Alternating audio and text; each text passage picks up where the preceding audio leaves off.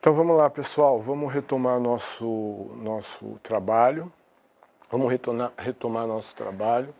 Necessário a gente estabelecer 3 tempos de procedimento. A gente vai fazer um prelúdio, um interlúdio e o pós-lúdio, tá? O prelúdio é de estar conversando algumas coisas que são importantes aí a gente está entendendo. Ao que penso, essa será a nossa último trabalho neste formato, ok? Esse formato é um formato individual, onde o professor está desenvolvendo, junto com uma parceria, um estudo com vocês. Me parece que a partir da próxima aula, isso vai ser feito através de uma mídia institucional. Tá? Isso é o que me parece. Pelo menos é o que eu entendi. Isso é necessário esclarecer. Um outro lado também importante, ainda em prelúdio, tá?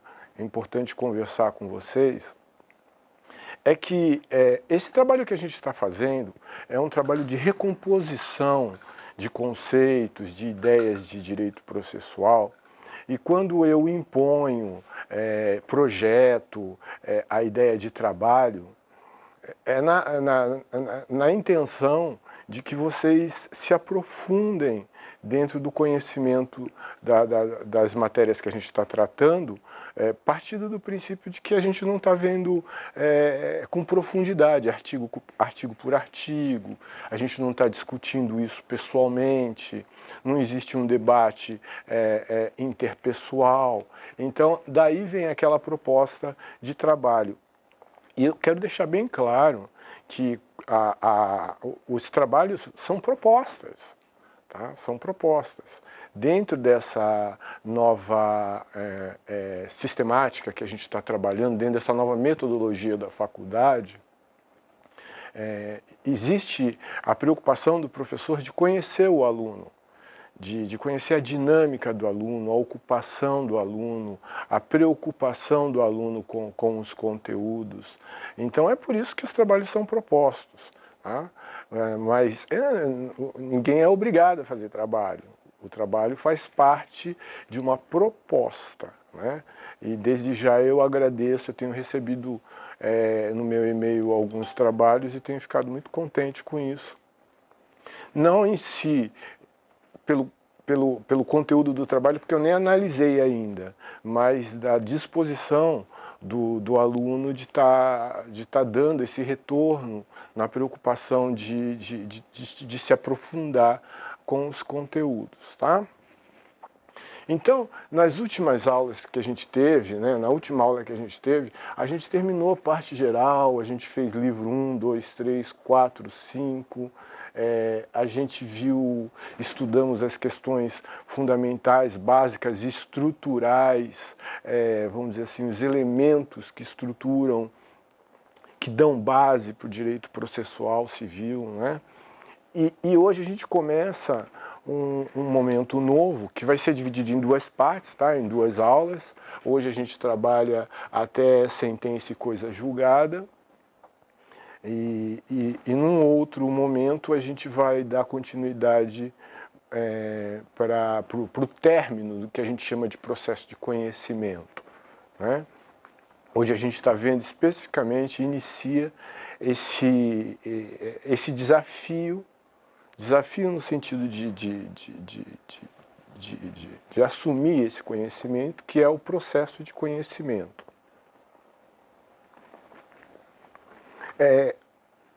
Eu queria apresentar para vocês um autor muito interessante. Ele é um clássico de direito processual civil, que é Pontes de Miranda, né? Esse autor, ele não é só um bom autor, ele é um clássico, né? É um clássico de direito processual, de direito civil, de direito internacional. Pontes de Miranda, ele é um tratadista, é um amante, foi, né, porque já faleceu, foi um amante do direito, e eu acho justo, tá, justo e digno para a gente que estuda direito conhecer um pouco da história, um pouco do trabalho, pelo menos, de Pontes e Miranda. E antes de começar a falar sobre o processo de conhecimento, e o processo de conhecimento ele começa, tá, com uma petição inicial, tá? Eu queria colocar para vocês o que Pontes e Miranda fala sobre isso, né? Ele, na página 76, ele dá para a gente mais ou menos o que é uma petição inicial. Quer ver só como é que esse autor trata a petição inicial? Ele diz assim: a pretensão à tutela jurídica, o petitio é a petição, né? E o que vem a ser a petição inicial dentro do processo do conhecimento, que é o primeiro elemento que enseja uma ação. Ele diz assim, ó, no momento em que alguém se sente ferido ou que vai ser ferido em algum direito, o que é fato puramente psicológico, o Estado tem interesse em acudir à sua revolta, a revolta daquele que eventualmente está se sentindo ferido ou na iminência de ser ferido, tá? E por algum meio ao alcance do lesado, ainda que tenha havido erro de apreciação da parte que está se sentindo ferido, né? A justiça vai recebê-lo, tá? Ou seja, a jurisdição, como a gente já falou, vai receber aquele que se sente ofendido, né? Então, olha a forma com que ele apresenta o que é uma petição inicial. O Estado, na verdade, esse sujeito, ele busca o Estado através do seu petitio, ou seja, da sua petição, então, a tutela da preservação de um direito seu, da mesma forma, diz aqui Pontes e Miranda, como alguém busca uma pretensão de defesa de um bem comercial ou de um direito administrativo, tá? Então, é uma forma bonita de apresentar o que é a petição inicial, né? Se você pegar o Código de Processo Civil, no artigo 318, diz assim, aplica-se, o artigo 318, ele inicia o processo de conhecimento, tá? Então ele diz assim, aplica-se a todas as causas o procedimento comum, tá?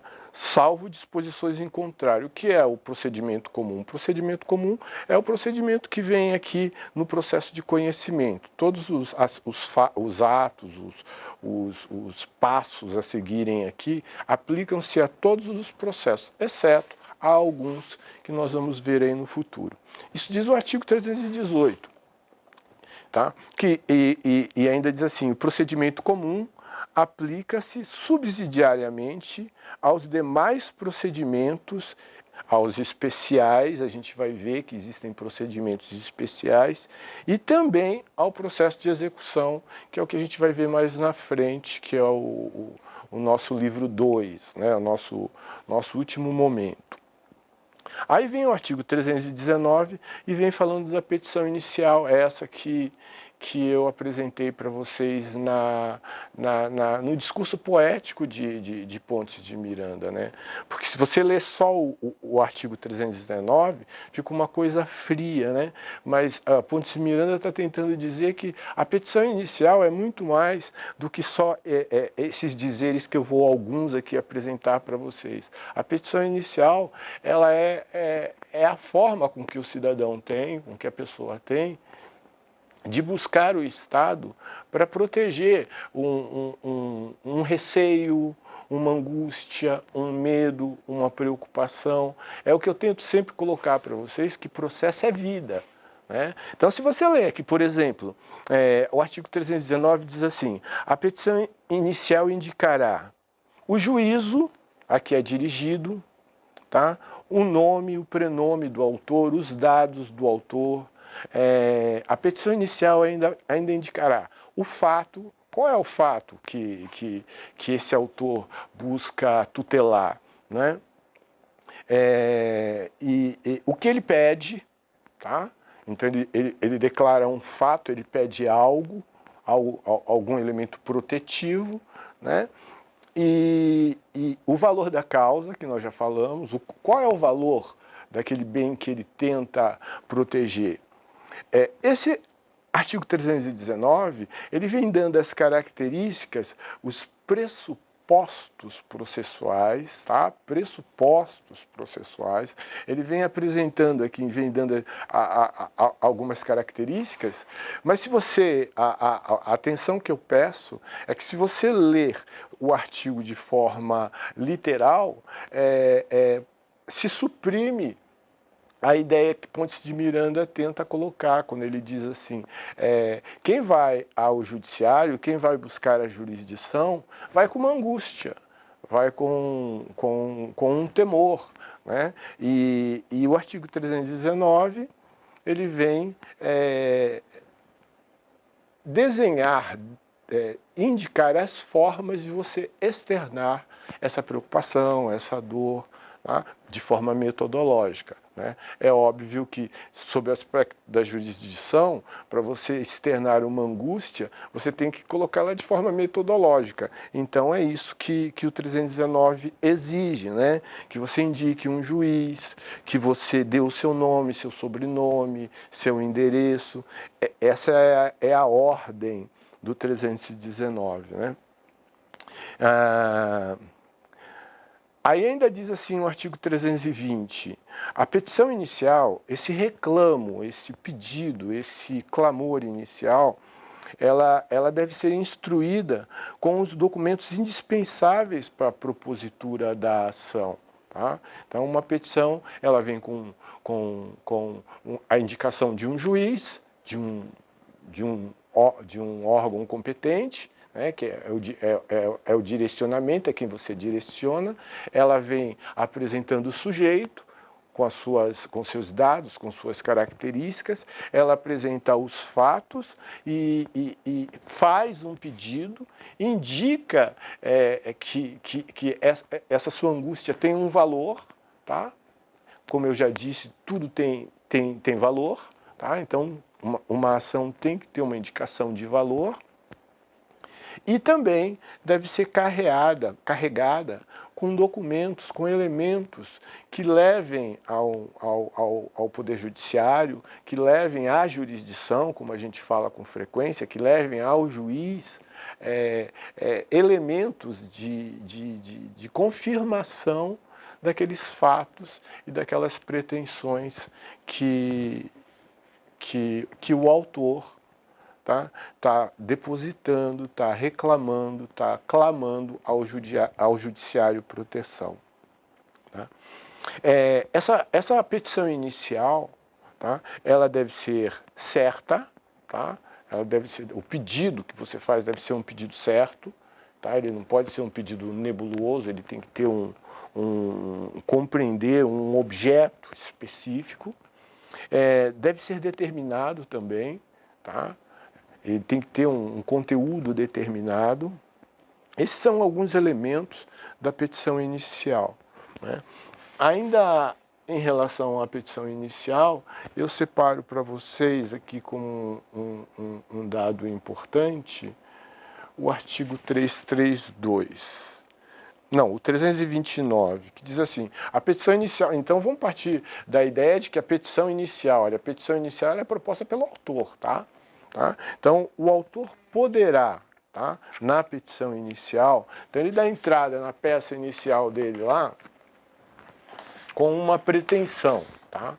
Ele tem uma pretensão, ele dá entrada, ele protocoliza, distribui, como nós já falamos, eu já mostrei para vocês, ele distribui a peça inicial dele, mas olha o que o artigo 329 nos apresenta. Esse mesmo autor que distribuiu a ação, até a citação, até o momento da citação do réu, ou seja, daquele contra quem ele está fazendo um reclamo, até antes da citação, ele pode aditar, ou seja, ele pode aumentar a pretensão dele, ele pode alterar a pretensão dele, né? O pedido dele.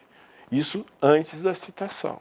Tá? Esse é um dado interessante. Tá? Então, você dá entrada numa ação, dizendo hipoteticamente que você tem uma pretensão X, tá?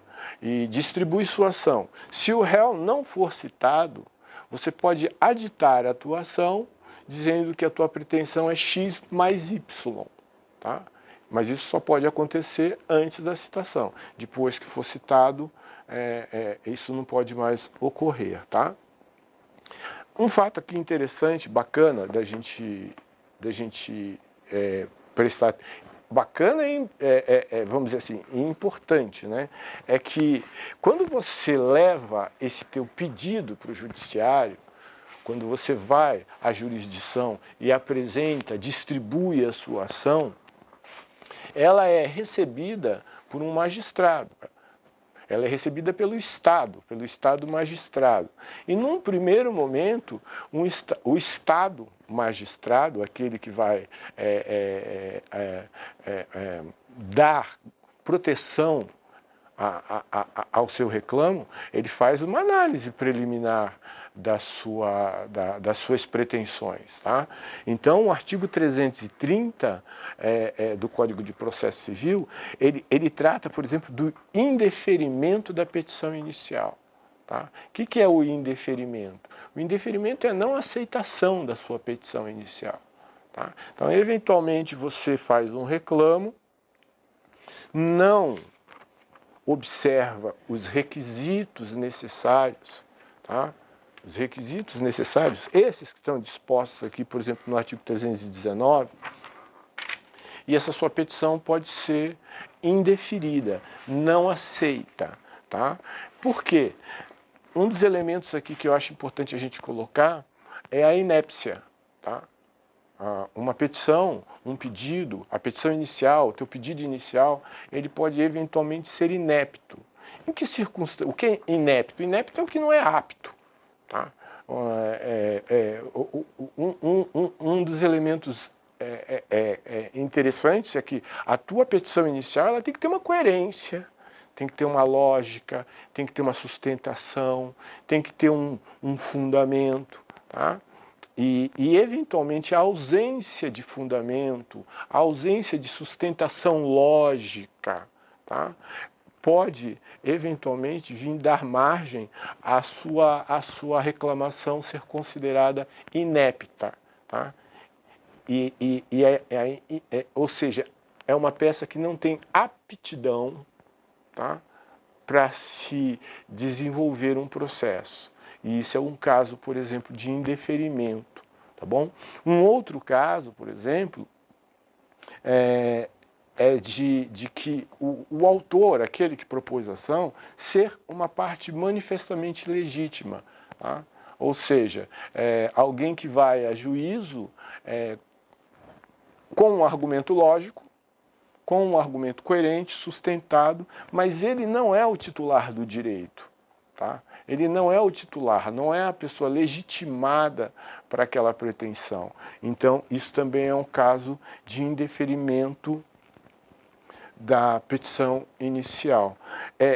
Eu queria deixar claro que existem vários elementos aqui para a gente estar verificando de indeferimento da petição inicial. Eu estou tratando de dois elementos, como, por exemplo, a inépcia da petição inicial, ou seja, a inaptidão de um argumento, de uma peça, tá? E o outro, a ilegitimidade da pessoa que vai a juízo buscar uma tutela, tudo isso dá ensejo ao indeferimento da inicial, o que por consequência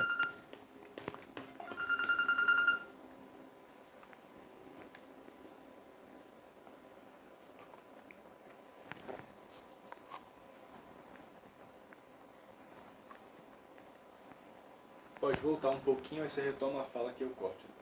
Tá, então eu estou dizendo que a petição inicial ela pode realmente ser considerada inepta por ausência de coerência, por ausência de pedido razoável, tá? Pedido é uma pretensão razoável, tá?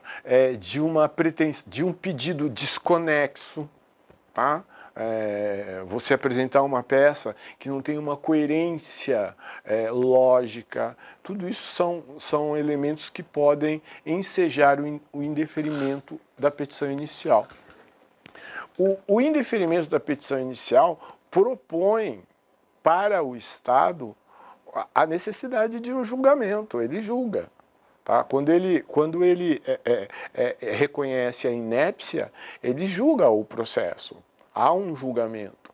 Tá? Então, é o caso, por exemplo, de você fazer de ocorrer uma decisão terminativa, ou seja, uma sentença, sem análise do mérito. Tá? O juiz não vai estar analisando o mérito, é como se ele dissesse assim, indefiro, tá? Julgo extinto o processo, tá? É uma sentença terminativa, tá? É uma decisão terminativa. Indefiro, por inépcia da inicial, extingo o processo. Então, quando ele extingue o processo, ele está dando uma sentença. Só que nesses casos de indeferimento da petição inicial, ele extingue, mas não analisa o mérito. Tá? Então, é interessante entender isso, que o Estado não está reconhecendo a possibilidade jurídica e processual do desenvolvimento do processo, né? Ele não reconhece a possibilidade do desenvolvimento do processo, porque tem falhas, tá? Mas ele não analisa o mérito. Tá? Se é justo, se é injusto, se você tem direito, se você não tem direito, ele não vai estar analisando o mérito, ele só vai estar dizendo o seguinte, a sua peça é inepta, você é parte ilegítima. Tá? Então, isso é uma decisão terminativa. Tá? E olha que a relevância da gente ter aqueles conceitos antecedentes, porque, eventualmente, o juiz extinguindo o processo, tá, por indeferimento da petição inicial, quando ele extingue e profere, dá uma decisão sem análise de mérito, te possibilita, você autor, eventualmente, se quiser, tá, a recorrer. Tá? Então existe a possibilidade de você recorrer. Tá? O artigo 331 diz assim, indeferida a petição inicial, o autor poderá apelar. Ó o 331 do Código de Processo Civil. Se a petição for indeferida, o autor poderá apelar. Tá? Então, a leitura lógica do 331, olha só, indeferida a petição inicial, o autor poderá apelar. Então, se você fizer um desenho lógico desse texto, se o autor pode apelar, é porque houve uma decisão, porque houve uma sentença terminativa. Tá? E volto a dizer, neste caso, é uma decisão sem análise de mérito. Tá? Isso aqui, então, é importante a gente entender isso. Tá? Agora, vamos partir do princípio, tá? Vamos partir do princípio de que exista causas em que hipoteticamente, o juiz ele analisa o mérito até antes da formação, tá, da relação processual, ou seja, antes, inclusive, da citação do réu. Como, por exemplo, o juiz ele pode dar uma sentença de mérito, sim, se ele reconhecer na petição inicial, no seu pedido inicial, tá, uma pretensão que súmulas, por exemplo, do Supremo Tribunal já disseram que não é possível. Tá? Então você, por exemplo, entra em juízo com uma pretensão que os tribunais, em todas as instâncias, Superior Tribunal de Justiça, Supremo Tribunal Federal, já disse que não procede determinada pretensão. Tá? Então, o juiz ele pode, neste caso, que é o que diz o artigo 332, nas causas que dispensem a fase instrutória, o juiz, independente da citação do réu, julgará liminarmente improcedente o pedido. Tá? Em que circunstâncias? Eu estou dando aqui, por exemplo, para vocês, por exemplo, o caso dele reconhecer, por exemplo, uma prescrição. Você está fazendo um pedido prescrito, que já prescreveu. Tá? Então, neste caso, há análise de mérito. Tá? Nesse caso, o juiz está analisando o mérito. Tá? Muito bem. Então, vamos agora partir do princípio de uma petição que seja regular. Tá? Uma petição bem formulada, com um pedido possível, parte legítima, causa de pedir sustentada, né? Aí a gente vai para o artigo 334, tá? Se a petição inicial preencher os requisitos essenciais e não for o caso de improcedência liminar do pedido, o juiz designará uma audiência de tentativa de conciliação. Então, você imagina que você autor, tá, propôs uma ação regular, adequada, coerente. Até aqui a gente não está falando se você tem direito, se a sua pretensão é procedente ou não. Tá? Estamos só verificando e identificando que a tua petição inicial, o teu pedido, o teu reclamo inicial, ele preenche os requisitos. Tá? Nesse caso, o juiz ele designa uma audiência de tentativa de conciliação e de mediação, que é o que diz o 334. Tá? Então, essa audiência de tentativa de mediação, obviamente que, partindo desse princípio de que foi recebida a tua peça inicial, teu pedido inicial, e ele é sustentável, ele preenche os requisitos essenciais, e deixando claro que preencher os requisitos essenciais não significa que a sua pretensão é procedente ou improcedente. Tá? Significa que você tem condições de, no espaço jurisdicional, ou seja, perante um juiz, de estar discutindo a tua pretensão. Ele marca uma audiência de conciliação, que é o 334, para isso cita o réu poderá comparecer a essa audiência, tá? E havendo essa audiência de conciliação, se houver um acordo, o processo se encerra. Tá? Se houver um acordo, o processo se encerra. Se não houver acordo, o réu inicia para o réu o prazo para apresentar a sua defesa, que se chama contestação, que é o que vem aqui no capítulo 6º do artigo 335. Tá? Então, vamos voltar rapidinho. Tá? Existe alguém que se sente, nos termos de Pontes de Miranda, que se sente atacado na sua integridade, seja ela integridade material, moral, e essa pessoa busca o espaço jurisdicional para defender, para tutelar, e isso interessa ao Estado.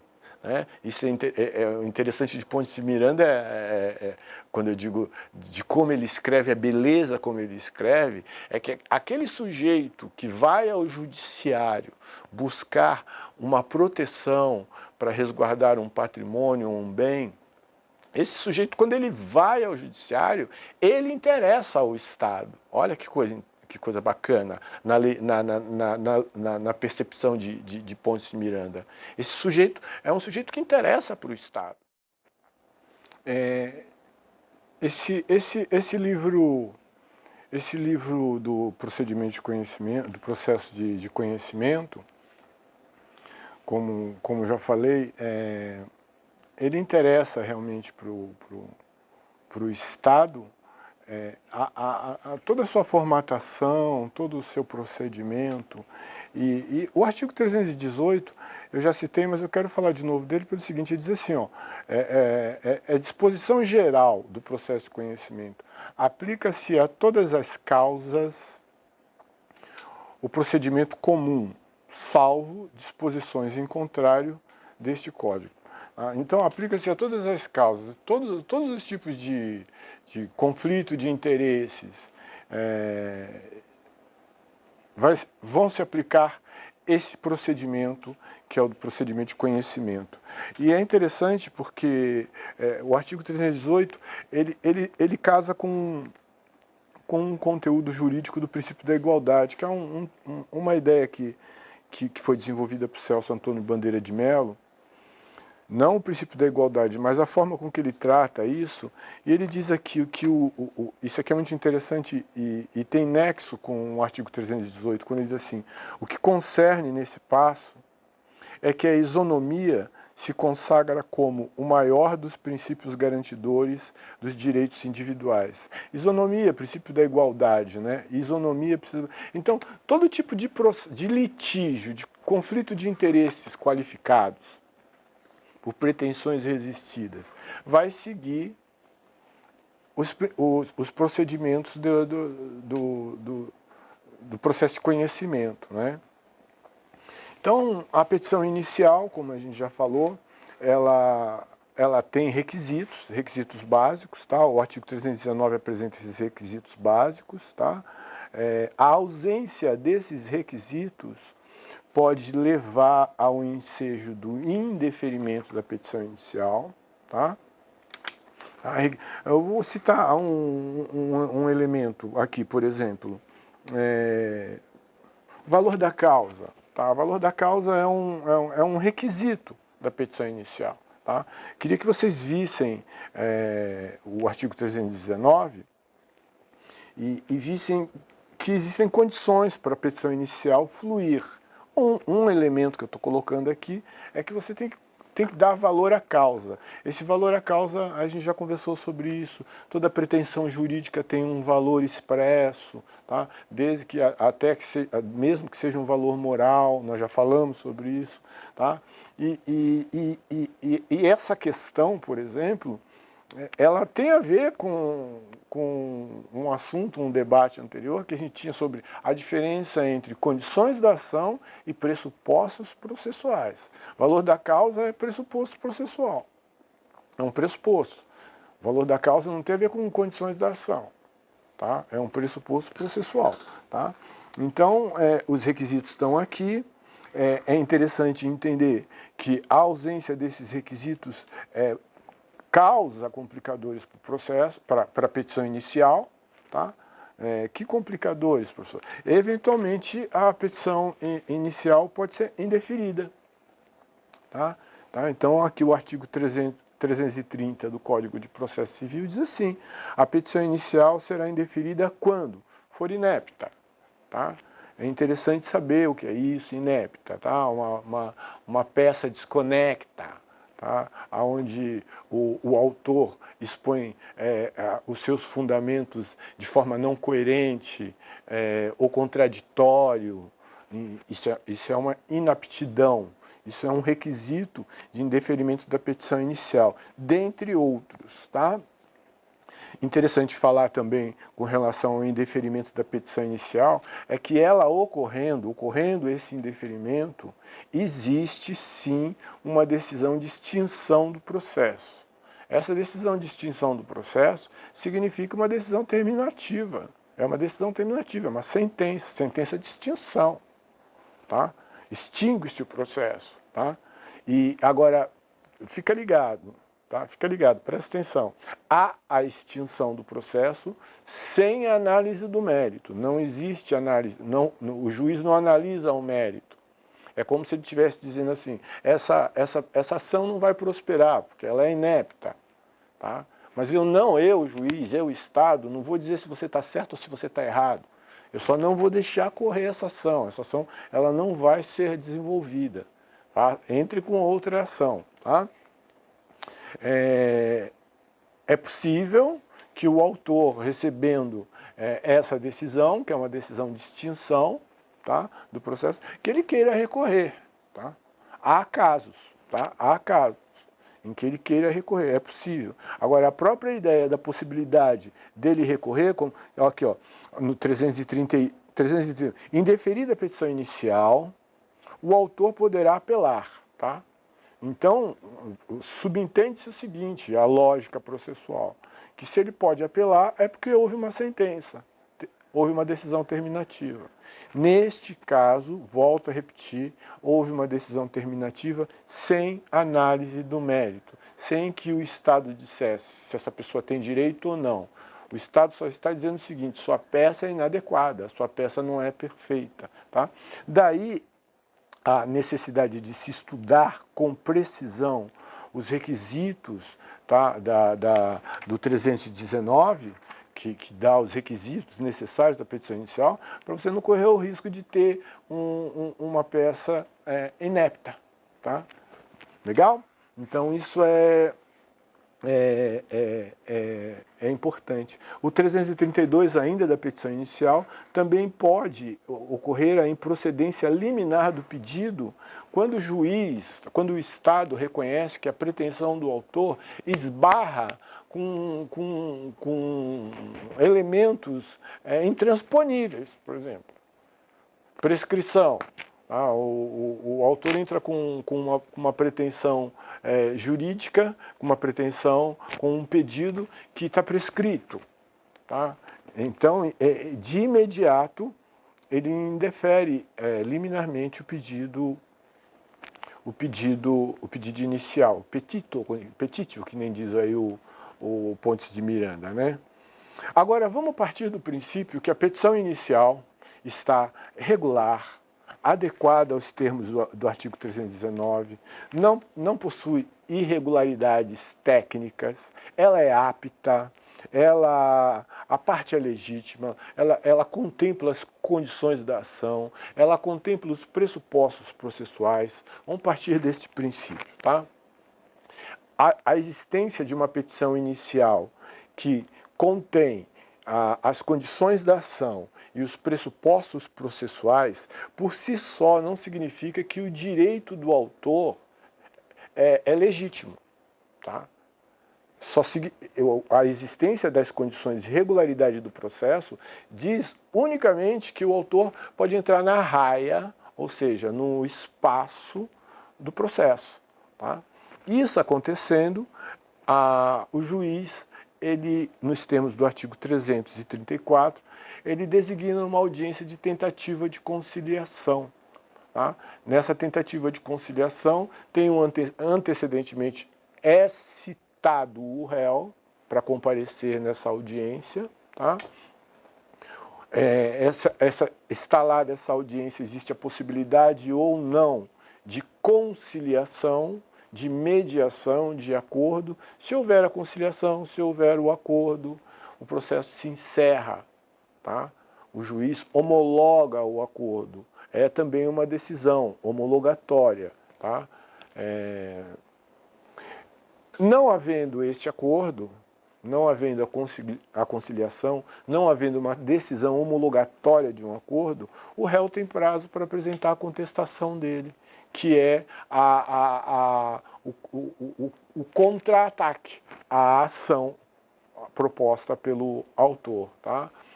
Então, as condições para a propositura da contestação estão nos artigos 335 e seguintes, dos 335 até o 342. São as condições as condições e os requisitos necessários para a contestação. É necessário também entender que na contestação, hoje no nosso Código de Processo Civil, existe a possibilidade do réu, além de contestar, ele entrar com uma reconvenção. Então ele tem uma peça onde ele contesta os argumentos do autor, tá? E ato contínuo, ele faz um pedido contra o autor. Tá? Então ele contesta e pede ao mesmo tempo. Esse pedir sequencial à contestação chama-se reconvenção. Tá? Então é possível que haja um pedido contraposto, né? Então, isso está descrito no artigo 343 do Código de Processo Civil, que é a possibilidade da reconvenção. Necessário aqui também colocar o seguinte, tá? Havendo uma pretensão posta em juízo pelo autor, tá? Constitucionalmente, em razão do contraditório, o réu tem que ser citado. Tem que haver uma citação válida. O réu sendo citado, havendo uma citação válida, se o réu não apresentar defesa, ocorrem os efeitos da revelia, que é o 344. Isso aqui é importante, tá? É importante por dois aspectos. O primeiro aspecto é que a ausência de contestação, partindo do princípio que houve uma citação válida, a ausência de uma contestação torna verdadeiros os fatos alegados pelo autor. Eu vou repetir. A ausência de contestação válida, a partir de uma citação válida, torna verdadeiro os fatos alegados pelo autor. Olha o que eu disse, os fatos. Tá? Então, o juiz, se não houver uma contestação, ele julga procedente, o Estado julga procedente, os argumentos de fato expostos pelo autor. Contudo, se o autor propõe uma ação onde existe uma questão de fato e de direito, o juiz, ele, na convicção dele, julga procedente os fatos e na convicção dele, ele vai fazer uma análise se é procedente ou não as questões expostas de direito. Tá? É importante que vocês entendam que as expressões, as manifestações que são levadas a juízo, às vezes comportam matérias de direito, tá? Não só matérias de fato, ok? As matérias de fato são sujeitas à revelia, as matérias de direito não, essas estão sob a análise do juiz, legal? Beleza. E agora a gente vai falar aqui um pouco sobre providências. Então vamos lá. Teve lá a inicial, teve a inicial, teve a citação do réu, a audiência e tentativa de conciliação, não teve acordo, o réu apresentou contestação. Então a mesa está pronta. Então se a mesa está pronta, a gerência do Estado, através do juiz, vai sanear o processo. Tá? O que é sanear o processo? É verificar se existe alguma irregularidade, se existe alguma falha sanável no processo a ser regularizada. Exemplo, uma procuração sem assinatura, a ausência de uma procuração, uma taxa processual que não foi paga, questões que são sanáveis. Partindo do princípio que isso é o saneamento. O saneamento é limpar, tá? O juiz saneou o processo, limpou o processo, está tudo regular. Se não houver questões de fato a serem provadas, a serem demonstradas, o juiz julga o processo, tá? Ele julga o feito, tá bom? Isso é possível, tá? Que é o julgamento antecipado do feito, né? No estado em que está o processo, que é o que disciplina aqui o 354. Tá? Existem condições ideais já para o magistrado formar a convicção dele e julgar o processo. Agora, existem situações onde a formação da convicção do magistrado, a formação do Estado, e aqui eu estou com Pontes de Miranda, tá? Estou falando do Estado, o Estado que chamou, que quer as partes lá buscando a sua mediação e o seu julgamento, tá? Existindo elementos que não deem ao Estado condições de analisar o mérito, então abre-se um espaço probatório, que é o espaço de provas. Tá? O espaço de provas, ele vem, olha só, do artigo 369,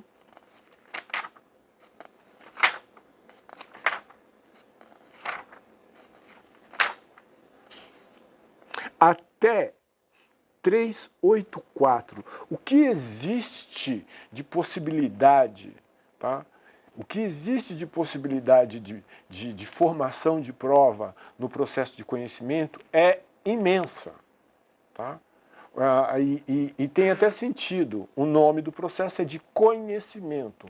Então, para o juiz formar a convicção dele, para ele ter condição de dar uma decisão, ele abre condições às partes de desenvolver N elementos de prova. Tá? Daí o nome processo de conhecimento. E daí também a ideia de que o processo de conhecimento, eu gostaria que vocês guardassem essa ideia, mas essa ideia, marcasse essa ideia, porque ela vai determinar outros procedimentos que não de conhecimento. O processo de conhecimento ele tem amplo espaço de dilação probatória. Dilação probatória. Espaço aberto para a formação de prova.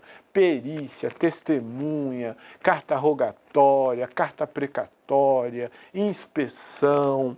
Tudo isso vocês vão encontrar aqui. Tudo isso vocês vão encontrar aqui. E qual é a razão de ser e a função desse amplo espaço de dilação probatória? Para que o Estado possa conhecer a verdade, possa conhecer os fatos, possa ter condições de tomar uma decisão. Eu queria só aqui lastrear essa ideia, estou tomando cuidado com o tempo, lastrear essa ideia dentro de um pensamento que não é técnico-jurídico. Tá? Esse pensamento aqui é de Michel Foucault, um livro A Hermenêutica do Sujeito. Olha só, diz assim, ó, um dos pontos importantes na filosofia, na época imperial, é o aparecimento, o desenvolvimento da ideia de que a prova não deve ser apenas, diferentemente da abstinência, uma espécie de exercício formador cujos limites fixamos em um certo momento da existência.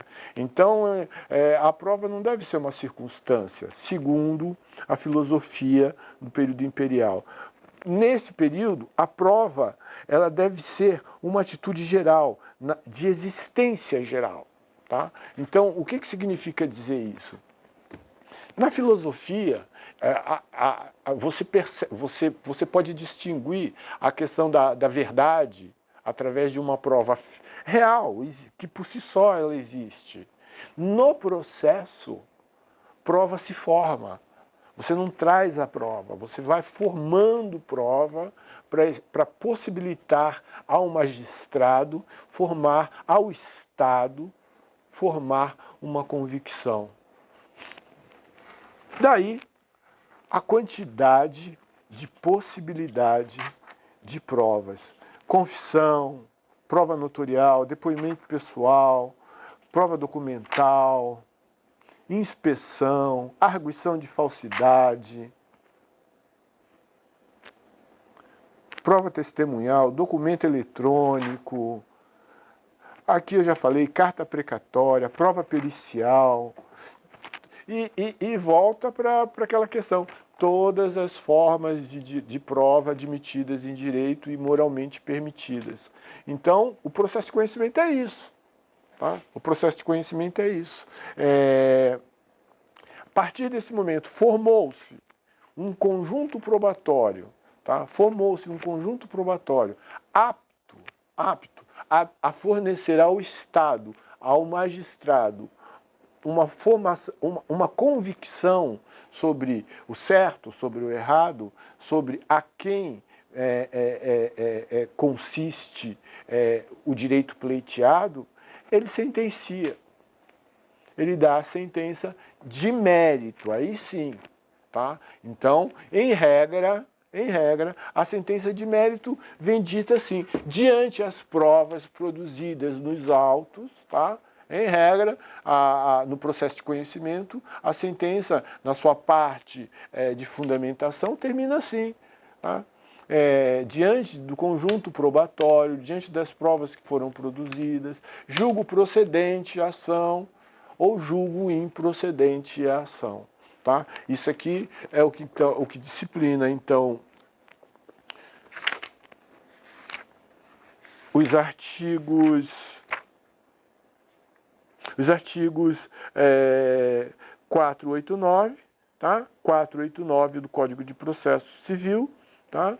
Onde o juiz, através de um relatório, que ele vai relatar tudo o que aconteceu, através de uma fundamentação, da análise deles, fundamentação seria a análise dele sobre o que ele relata, e de um dispositivo, onde ele determina, condena, absolve, tá? Julga procedente, julga improcedente. E, por fim, existem duas hipóteses aqui a terminar esse nosso primeiro tempo de discussão sobre processo de conhecimento. Havendo essa decisão terminativa com relatório, fundamento e dispositivo, tá, onde se julgou procedente ou improcedente, se a parte insatisfeita recorrer, tá, o processo segue para a instância superior. Se a parte não recorrer, há o trânsito em julgado, a coisa julgada. Ou seja, não se discute mais aquela matéria sobre nenhum outro aspecto. Há tudo há exceção. Então, falaremos uma hora, em outra hora, sobre a ação rescisória. Mas, em tese, a questão fica resolvida com o trânsito em julgado. Eu só fecho aqui o processo de conhecimento com a obrigação de deixar bem claro para vocês o seguinte, tá? Entender que no processo de conhecimento, diferente dos outros procedimentos, procedimento especial, procedimento voluntário, o processo de conhecimento, ele possui um amplo espaço de dilação probatória. O objetivo disso é de fornecer ao Estado a demonstração de liquidez, de certeza e de exigibilidade de um direito. É isso.